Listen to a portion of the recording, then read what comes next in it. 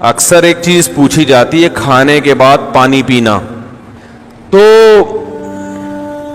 نبی اسی طرح یہ بھی بہت ہے کہ کھانے کے بعد پانی نہ پیو، کھانے کے بعد پانی نہ پیو. سنا ہوگا آپ نے، سب سنتے کھانے کے بعد پانی زہر ہے، یہ ہے فلانا ڈمکانا ہے.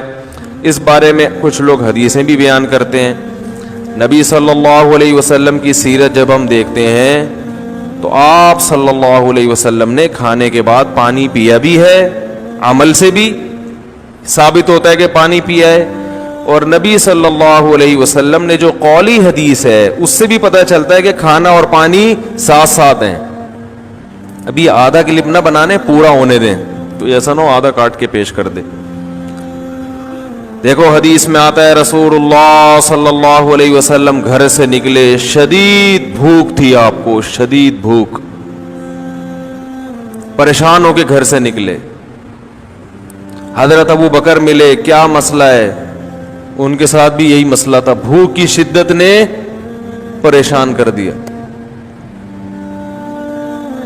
حضرت عمر کا بھی یہی مسئلہ، بھوک کی شدت نے پریشان کر دیا. یہ تینوں اصحاب جا رہے ہیں. ایک صحابی نے کہا دعوت کی ان کی، اپنے باغ میں لے کر گئے، تر کھجوریں سامنے لا کے رکھیں. آپ صلی اللہ علیہ وسلم نے ان کھجوروں کو تناول فرمایا اور فرمایا ان نعمتوں کے بارے میں ہم سے قیامت کے دن سوال ہوگا. اور وہ کھجوریں آپ نے کھانے کے بعد کنویں کا میٹھا پانی پیا اور سیر ہو گئے. پانی پینے کا مزہ ہی کھانے کے بعد ہے. نہیں آ رہی سمجھ؟ جب شدید بھوک میں آپ کھجوریں کھاؤ گے اور اس کے بعد پانی پیو گے تو کیا مزہ نہیں آئے گا؟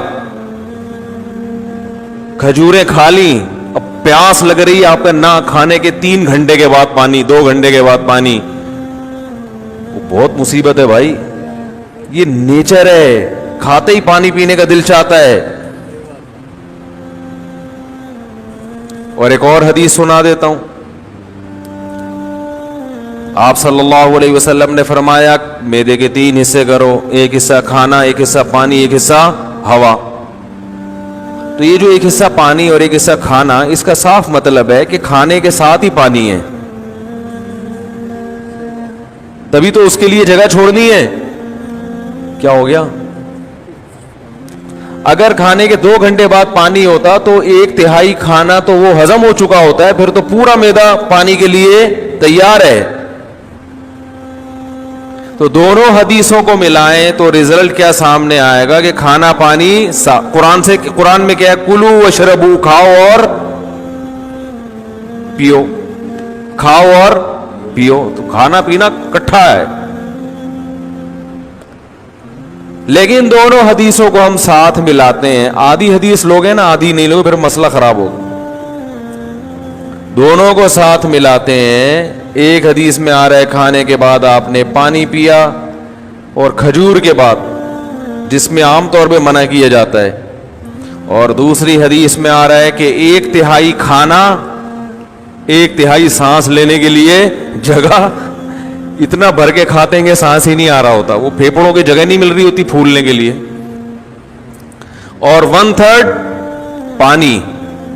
تو پتہ یہ چلا کہ یہ پیشکش اس کے لیے ہے جو 1/3 کھانا کھاتا ہے. سمجھ میں آ رہی ہے بات؟ اتنا کھانا کھاؤ کہ پانی کے لیے جگہ ہو. آج کل جو منع کیا جاتا ہے کھانے کے بعد پانی سے، ان لوگوں کو شاید ڈاکٹروں کی مراد وہ لوگ ہوں یا سب لوگ ہی ایسا کر رہے ہیں، وہ یہاں تک کھاتے ہیں، اس کے بعد جب آپ پانی پیئیں گے تو وہ کھانا پھول جاتا ہے یا اور مسائل پیدا کرتا ہے، وہ جگہ بچتی نہیں ہے. اس سے نتیجہ کیا نکلتا ہے؟ بد ہضمی. تو وہ تھوڑا کھانا اگر کھایا جائے تو اس کے بعد پانی پینے میں کوئی حرج نہیں ہے، بلکہ فائدہ مند ہے، کیونکہ نبی نے جو کام کیا وہ نقصان دہ نہیں ہو سکتا. دوسری بات یہ کہ پانی کس قسم کا پینا ہے. ہمارے نبی نے جو پانی پیا وہ کنویں کا، وہ ایک نارمل ٹیمپریچر ہوتا ہے اس کا. اور ہمارے ہاں جو کھانے کے بعد پانی پیا جاتا ہے وہ فریج کا نکلا ہوا ٹھنڈا ٹھاٹ. سمجھ میں آ رہی ہے بات؟ اس سے میدے کا کیا ہو جاتا ہے؟ بیڑا غرق. یہ جو ہمارا میدا ہے نا یہ وائز گھومتا ہے ایسے, یعنی میرے لحاظ سے دیکھیں نا یوں کر کے گھومتا ہے, آپ کے لحاظ سے یوں کر کے گھومتا ہے, یہ ایسے گھوم رہا ہوتا ہے یہ.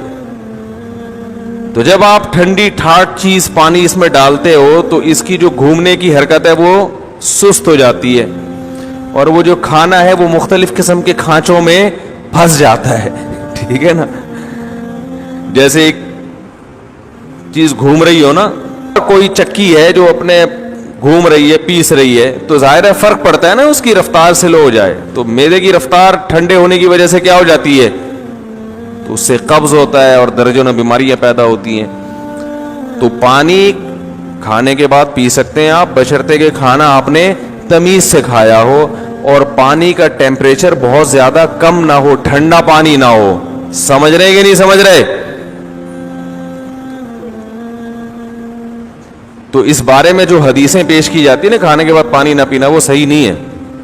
اور اگر گرم پانی پیا جائے جو چولہے کا گرم ہو, وہ تو ہاضمے میں اور مدد دیتا ہے, جو کہوا جسے کہتے ہیں وہ تو اور تھوڑی مدد دیتا ہے ہاضمے میں. لیکن میں نوجوانوں کو کہتا ہوں وہ نہ پئیں, تمیز سے زندگی گزاریں, بس پانی پئیں آرام سے.